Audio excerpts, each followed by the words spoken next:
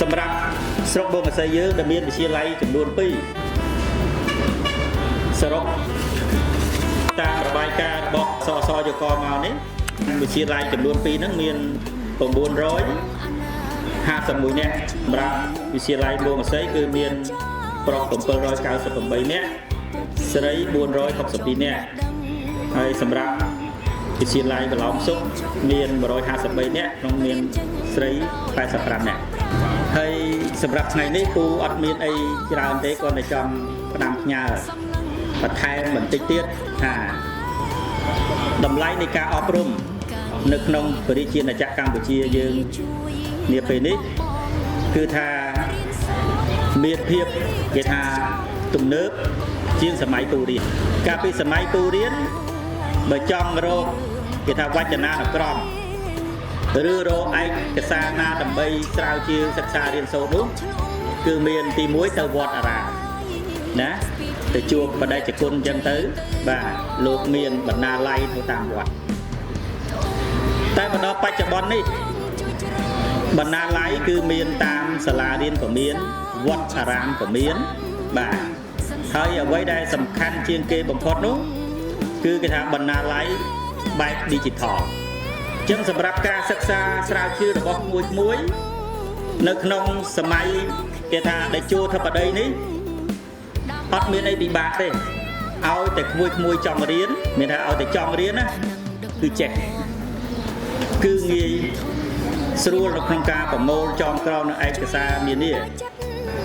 ពូចង់ផ្ដាំសារនេះទៅក្មួយទាំងអស់គ្នាទោះយើងមានពេលវេលាតិចទូចក្តីក៏ដោយគឺថាត្រូវស្រាវជ្រាវទៅសិក្សាត្រូវរៀនសូត្រនៅវិជ្ជាណាដែលយើងសោកពេលហ្នឹងយើងនឹងទទួលបានផ្លែផ្ការបស់យើងគឺពេលប្រឡងចឹងជាក់ស្ដែងនេះដូចម៉ោងនេះក្រោមការដឹកនាំរបស់ប្រមុខរដ្ឋាភិបាលណាគឺបានដាក់ចេញយុទ្ធសាស្ត្របញ្ចកោតនីតិកាលទី7នេះចឹងលោកបានដាក់មុំទី1ហ្នឹងគឺធនធានមនុស្សគឺការអប់រំហ្នឹងចឹងការអប់រំនេះសំខាន់ណាស់ផ្ដើមចេញពីខ្លួនយើងផ្ដើមចេញពីសាលារៀនផ្ដើមចេញពីលោកគ្រូអ្នកគ្រូណាផ្ដើមចេញពីសង្គមយើងឥឡូវសង្គមយើងអំណោយផលនៅក្នុងការផ្ដល់និងចែករំលែកចំណេះដឹងណាតាមរយៈដូចសសយកនេះគឺពិតជាមានតម្លៃណាស់យើងរៀនរយៈពេល1ឆ្នាំហើយយើងមានរយៈពេល3ខែទៀតសម្រាប់ក្មួយសម្រួចអញ្ចឹង3ខែនេះពូសង្ឃឹមយ៉ាងមុតមមថាក្មួយនឹងអាច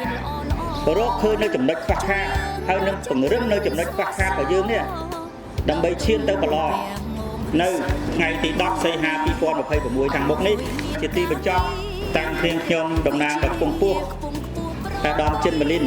រដ្ឋលេខាធិការប្រចាំការក្រសួងយុទ្ធភ័ណ្ឌនិងជាប្រធានក្រុមការងាររដ្ឋាភិបាលចុះពង្រឹងស្រុកបូងសីយើងនេះបាទគឺសូមគោរពជូនពរ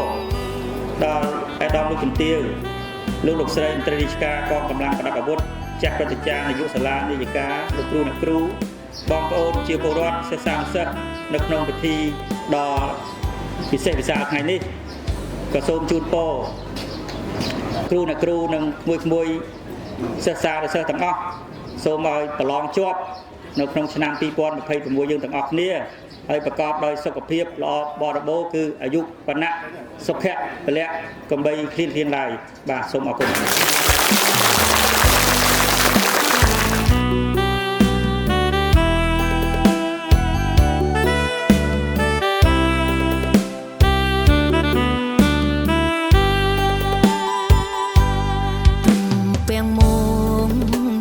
ជ្រងអនា